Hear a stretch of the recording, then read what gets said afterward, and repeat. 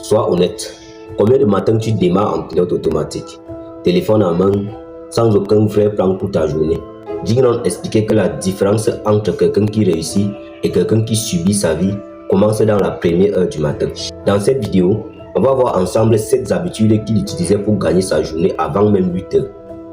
Tu prends des notes, tu choisis au moins une habitude à appliquer dès demain matin et tu regardes ce que ça change sur 7 jours.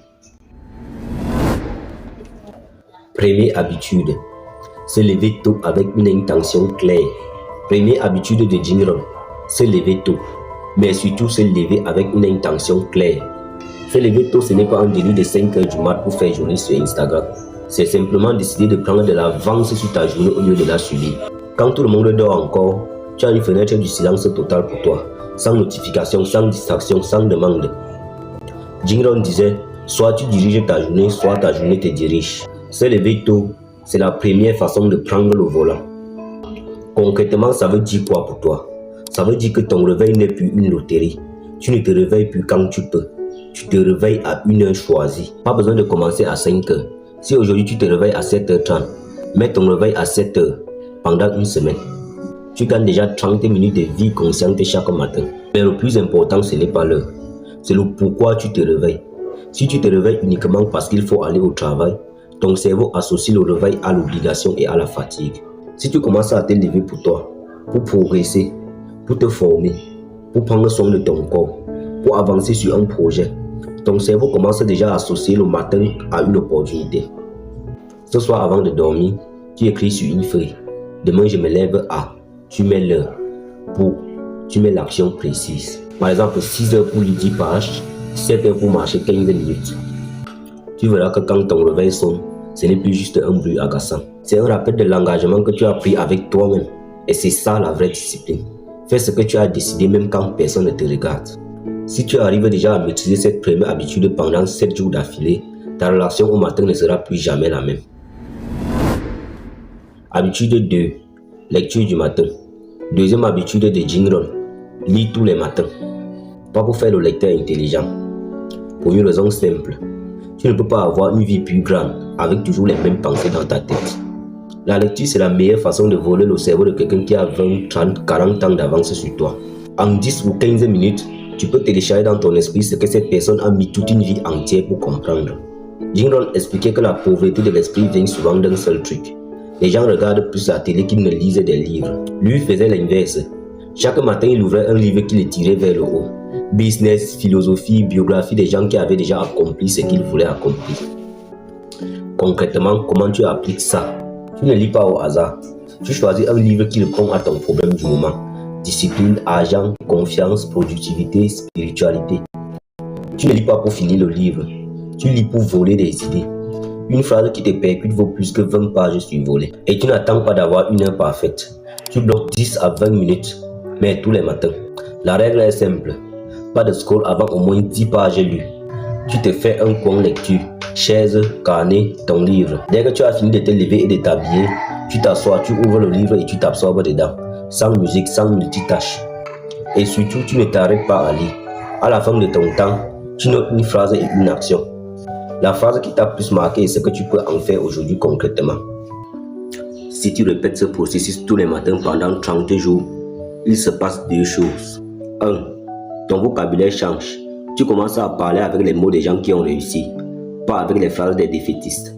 2. Tes décisions changent parce que tu as des idées plus claires. Tu vois plus vite ce qui est cohérent avec la personne que tu veux devenir. Là où la plupart des gens nourrissent le cerveau avec des rêves et des dramas, dès cette toi, tu lui donnes des concepts, des exemples de réussite. C'est pour ça que, sur le long terme, vos vies ne peuvent pas se ressembler.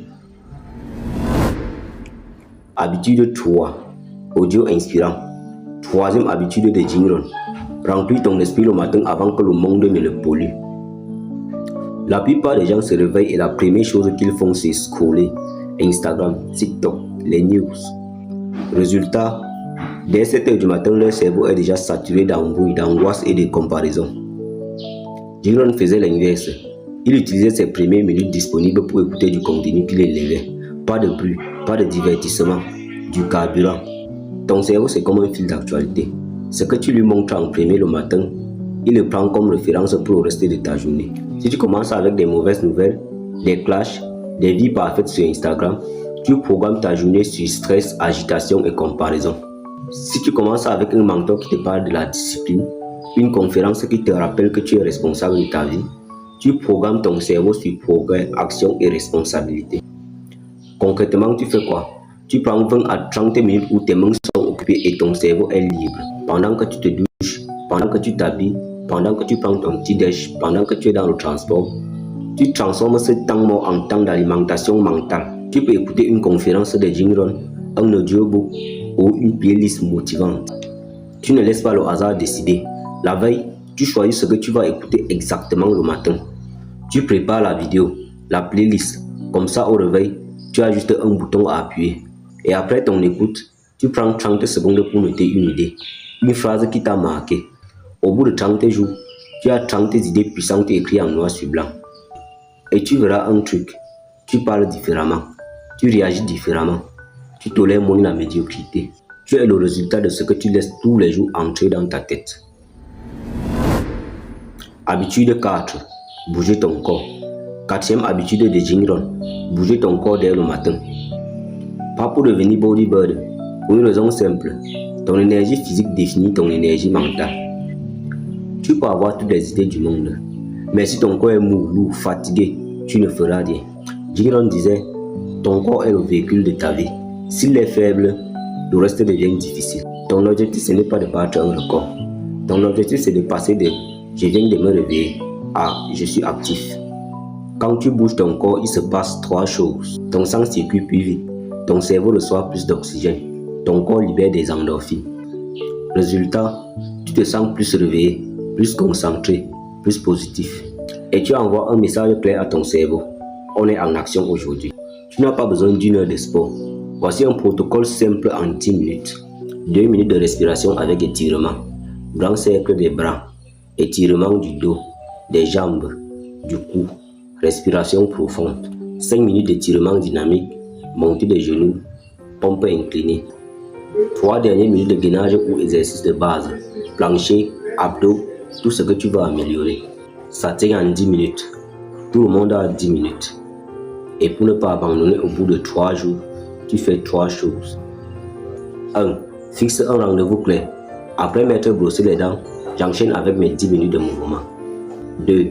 Tu prépares tes affaires de sport le matin, à un endroit où tu es obligé de passer. 3. Tu appliques la règle du minimum. Même les jours où tu n'as pas envie, tu fais au moins 3 minutes. Ce qui construit ton identité, ce n'est pas l'intensité, c'est la constance. Habitude 5. Nourrir ton corps. 5e habitude de Jim Rohn. Ce que tu mets dans ton corps dès le matin. Ton cerveau, ce n'est pas la magie, c'est un organe.